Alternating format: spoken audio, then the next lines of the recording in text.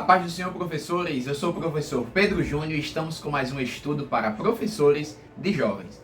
Hoje estudaremos a lição de número 7, que tem por título Proteção contra a insensatez. Insensatez é a mesma coisa de loucura, falta de entendimento e palavras que tenham esse mesmo significado. O texto principal nos diz: mas a sabedoria que vem do alto é primeiramente pura, depois pacífica, moderada, tratável, cheia de misericórdia e de bons frutos, sem parcialidade e sem hipocrisia. Tiago, capítulo 3, versículo 17. O resumo da lição nos diz: uma vida de sabedoria tem a moderação como antídoto contra uma vida insensata. Ao lado nós temos a leitura semanal, é importante que você faça ela junto aos seus alunos. São 3 os nossos objetivos, querido professor. Mostrar o significado das duas senhoras, Dona Sabedoria e Dona Loucura. Reconhecer que a sabedoria é um antídoto contra a insensatez. E, por fim, conscientizar das consequências da loucura. Hoje nós meditaremos um pouco sobre a importância do estilo de vida moderado, temperado e prudente. Isso mesmo. O texto bíblico que é a base para essa lição está escrito em Provérbios, capítulo 9, versículos de 1 a 6, depois versículos de 13 a 18. Portanto, você faça a leitura de maneira alternada, revezada, pode ser também, junto com os seus alunos na sua sala de aula. A título de introdução, nós vemos que hoje estudaremos o capítulo 9 do livro de Provérbios, que trata das duas senhoras, né? As personificações da sabedoria e da loucura. E a pergunta motivadora é: a qual dessas duas senhoras nós daremos ouvido? Então você pode começar com os jovens pensando um pouco sobre isso. O primeiro ponto da lição tem por título Duas Senhoras, Dona Sabedoria e Dona Loucura. E aí nesse primeiro ponto, professor, é importante que nós façamos a apresentação do capítulo 9. Como nós vemos aqui na nossa lição, é um capítulo que conclui a primeira seção do livro de Provérbios, que vai do capítulo 1 até o capítulo 9. Tem uma forte apologia nesses capítulos introdutórios em relação à sabedoria, a importância dela, ela clamando e chamando as pessoas a se inclinarem diante dela, atendê-la. E o capítulo 9 também, nós podemos ver nele uma divisão de 3 seções. Primeiro, o convite da Senhora Sabedoria, versículos de 1 a 6. Depois o interlúdio entre os dois convites, que vai do versículo 7 até o versículo 12. E por fim o convite da Senhora Loucura, que vai do versículo 13 ao versículo 18. Então, nesta lição especificamente, nós não nos deteremos no interlúdio, focaremos no convite da Senhora Sabedoria e da Senhora Loucura, versículos de 1 a 6 e 13 a 18. No ponto 1 primeiro, nós vamos ver um resumo: Senhora Sabedoria, Senhora Loucura. Alguns pontos interessantes do texto. Primeiro, a Senhora Sabedoria, diferente da Senhora Loucura, ela edifica a sua casa sobre 7 colunas, dando ideia de firmeza, de segurança, da ideia de espaço também, ser uma casa espaçosa, bem alicerçada, confortável certamente.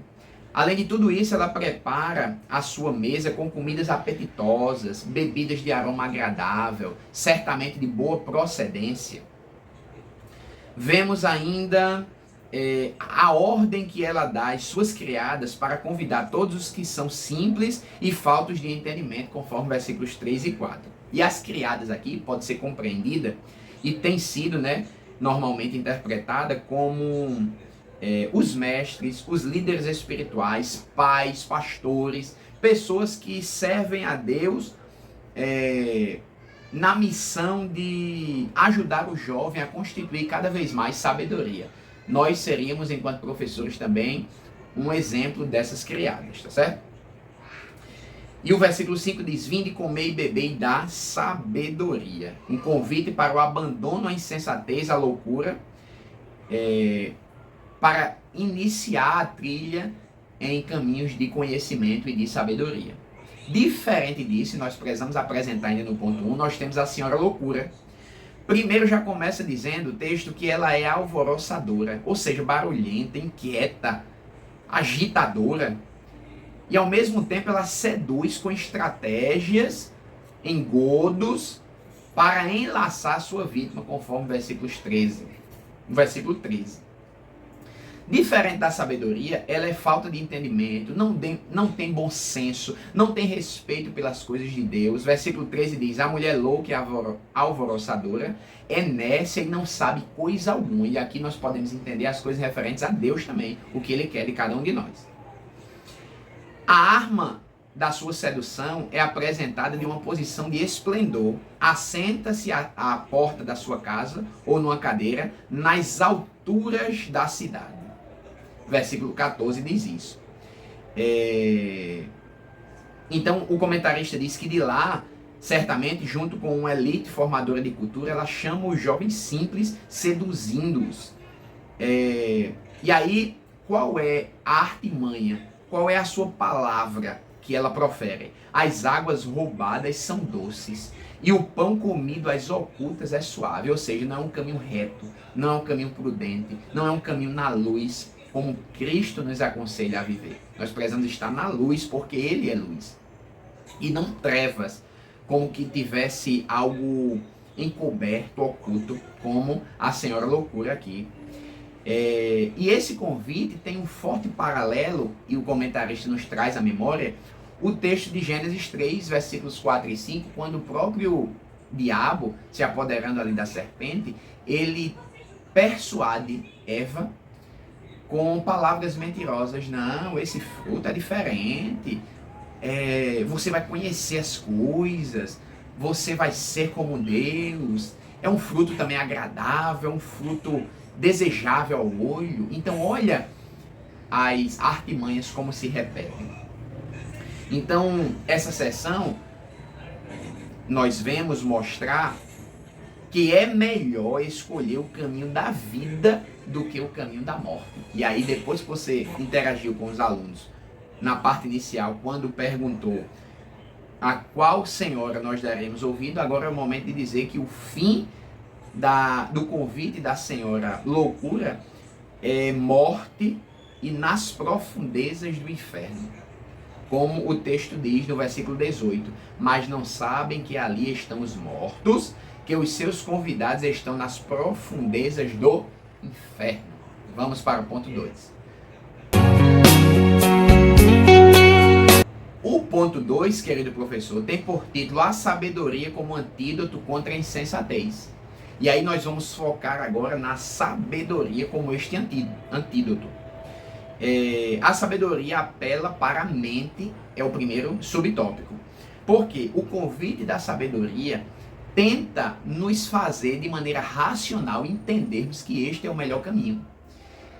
Filipenses capítulo 4, versículo 8 diz: quanto ao mais, irmãos, tudo que é verdadeiro, tudo que é honesto, tudo que é justo, que é puro, que é amável, tudo que é de boa fama, se há algum louvor, nisso pensai. O apóstolo Paulo vai nos alertar da importância do nosso culto racional. Nós não estamos fora de si. É um culto racional que nós precisamos oferecer a Deus. Então tudo começa na razão, na mente, no intelecto, no nosso cognitivo, como em outras lições nós vimos. Então o primeiro apelo é esse, é para nós refletirmos sobre. Nós precisamos organizar a nossa faculdade intelectual de maneira que levemos cativo todo pensamento à obediência a Cristo. 2 Coríntios capítulo 10, versículo 5. Então nós vemos aqui a importância de pensarmos, refletirmos, meditarmos nas nossas escolhas, deixarmos a nossa mente cativa às coisas de Deus. Nós precisamos estar de um todo dedicados à obra do Senhor Jesus na nossa vida. Nós precisamos atender de maneira prática aos apelos da sabedoria. É algo racional também, não apenas emotivo. Veremos ainda que a sabedoria apela para o fazer o bem. Nos dias atuais, e aí você pode puxar essa discussão, que o bem tem sido relativizado. O que é bom? O que é o bem? O que é o correto a se fazer? Não, depende do ponto de vista. É a fala de muitos influenciadores da atualidade. Contudo, a palavra de Deus deixa muito clara a distinção. E outra vez, e mais uma vez, nós veremos a diferença dos que servem a Deus e dos que não servem. Então nós precisamos entender pelo Espírito Santo que as nossas escolhas afetam, tocam diretamente também nos nossos sentidos. Então nós precisamos escolher as coisas de Deus, pensar nas coisas de Deus, para que nós, de maneira completa, estejamos prontos para fazer a sua vontade. A sabedoria do alto é um chamado a fazer de maneira virtuosa o que pensamos. Então começa no pensamento e não pode ficar apenas no pensamento. Nós precisamos dizer, entender as coisas, dizer e fazer. Sabedoria para o judeu não é apenas ter uma gama de conhecimentos teóricos, mas esses conhecimentos precisam ser aplicados. Então a dimensão prática do conhecimento é que se traduz por sabedoria. Em todo momento, o ensino do Novo Testamento é um chamado a colocar em prática o que pensamos de acordo com o que aprendemos com Jesus e sua palavra. Nós não podemos ficar só no campo teórico da religião, nós precisamos praticar. Se não for assim, se nós não tivermos em mente a dimensão prática do nosso ensino, nós estamos falhando no processo da educação cristã. É ensinar não para os alunos conhecerem a Bíblia apenas do ponto de vista teórico, mas prático. Grave bem isso, trabalhe isso com seus estudantes. Por fim, nesse ponto 2, a vida cristã é um caminho de sabedoria. O Novo Testamento nos ensina que a vida cristã é um caminho de pensar e de fazer o bem. Por isso é um caminho sábio. Então não podemos cair no relativismo. O que é o bem? Não, o bem é o que a palavra de Deus afirma ser. Então o texto sagrado é muito válido e é a nossa bússola para discernirmos o que é de Deus, o que não é, o que é do bem e o que é do mal. Os jovens cristãos não são chamados para viverem meramente de acordo com os seus sentidos ou instintos, não. Nós somos moldados a partir da palavra de Deus. Então tudo que é bom, agradável a Deus, é aquilo que nós precisamos fazer. A palavra de Deus precisa ser colocada em nossa vida para além daquilo que sentimos. Eu sinto, eu estou com desejo, vontade de realizar alguma coisa. Calma. Isto está de acordo com a palavra de Deus? Está não. Então pronto. Eu não devo fazer. Porque eu preciso amar mais a Deus do que os meus próprios desejos pessoais. Algo me provoca, me chama a atenção. Eu entendo que dar prazer, mas eu preciso amar mais a Deus do que esse meu prazer, do que esse meu sentimento. Glória a Deus. Esta é a mensagem do Evangelho. O terceiro e último ponto da lição, querido professor, a loucura como comportamento desvairado, é justamente o oposto do que vimos no ponto 2. A senhora loucura apela aos sentidos. Se por um lado a sabedoria apela para a razão, venham. A gente precisa observar, analisar, refletir. A senhora loucura apela para os sentidos apenas.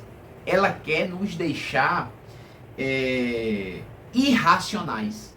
Não reflitam sobre, sigam apenas seus sentimentos, mesmo que estes os levem para a morte. Esse é o lema da senhora loucura. Em contraste com a sabedoria que vem do alto, nós vemos que Tiago descreve a loucura, a insensatez, como uma sabedoria terrena, animal e diabólica, conforme Tiago 3,15. Terrena e animal aqui são expressões que revelam a agitação dos sentidos. Por isso, quem tem um estilo de vida baseado apenas no que sente, busca a sua felicidade puramente por meio dos sentidos que expressam prazer. Resgate o conceito de hedonismo, a busca desenfreada pelo prazer, porque nós não refletimos na nossa ação. Nós buscamos aquilo que nos dá prazer, o que é bom à nossa vista. Mas a nossa mente cativa a Cristo precisa sobrepor aquilo que agrada a nossa vista. Pode até ser agradável aos olhos, como aquele fruto proibido no livro do Gênesis. Mas o que vale é o mandamento de Deus, que eu não posso tocar neste fruto. Esta é a ideia que precisamos passar para os nossos estudantes. Então veja como o convite da loucura é tolo, mas é enganador, porque ela toca nos sentidos. Sabe quando a gente está tão fragilizado emocionalmente? É um ponto fraco para que a loucura queira nos abraçar. porque ela apresenta coisas que satisfazem o nosso ego, a nossa fragilidade emocional momentânea. Mas Deus quer que nós comecemos a pensar, a refletir sobre os nossos caminhos à luz da palavra dele, porque é lâmpada para os nossos pés, luz para o nosso caminho, e não nos entregarmos a emoções, como em outras lições nós vimos, emoções, picos emocionais. Eu vou fazer aquilo que estou sentindo. Não, faça aquilo que Deus quer que você faça. É esta a ideia. E eu entendo que pensar em moderação, em equilíbrio, e isso não apenas em relação ao pecado, mas sobre o nosso modo de viver de forma geral, ser moderado, dormir cedo, acordar cedo, avaliar a alimentação que nós comemos, viver uma vida equilibrada, nem muita gordura, nem muito carboidrato, um equilíbrio na alimentação, na atividade física, no sono, essas coisas da terra. É possível refletir também a partir desse texto, porque no auge da loucura, quando a loucura nos domina, o convite dela é: faça tudo desregrado, de maneira louca mesmo, não pense nas consequências futuras. E aí, se formos conversar com alguém mais velho, eles vão dizer: rapaz, o que você fizer na sua juventude vai refletir na sua velhice. Só que o jovem não quer saber disso. Mas aqui a gente tem que alertar os nossos jovens. O jovem não cristão não liga para isso. Mas o jovem cristão é convidado pela palavra de Deus a ser moderado desde a mais tenra idade.